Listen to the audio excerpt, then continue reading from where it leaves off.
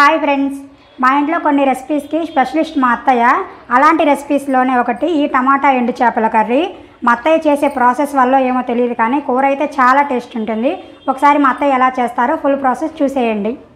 First కడాయిలో oil వేసుకోవాలి. Oil heat అయిన తర్వాత శుభ్రంగా కడిగి పెట్టుకున్న ఎండు చేప ముక్కలు వేసుకోవాలి.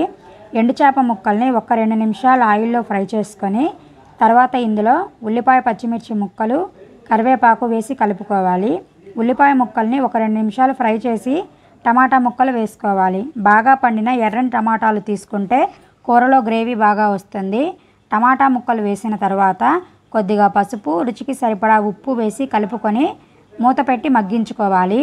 స్టవ్ని సిమ్లో పెట్టి ఒక 5 నిమిషాలు మగ్గించిన తర్వాత మూత తీసి చూసుకుంటే టమాటా ముక్కల నుండి ఇలా వాటర్ రిలీజ్ అయి ఉంటుంది. ఇప్పుడు ఇందులో అల్లం వెల్లుల్లి పేస్ట్ వేసి కలుపుకోవాలి. ఇప్పుడు ఒకసారి మూత పెట్టి టమాటా ముక్కలు, ఎండు చేప ముక్కలు పూర్తిగా ఉడికేంత వరకు చిన్న మంట మీద ఉడికించుకోవాలి. తర్వాత కారం, ధనియాల పొడి వేసి కూరలో కలిసేలాగా బాగా కలిపి 1-2 నిమిషాలు మగ్గించుకొని ఇంకా లాస్ట్గా కొత్తిమీర వేసి కలిపి స్టవ్ ఆఫ్ చేయటమే. అంతే, మా అత్తయ్య స్టైల్లో ఎండు చేప టమాటా కర్రీ రెడీ అయినట్లే.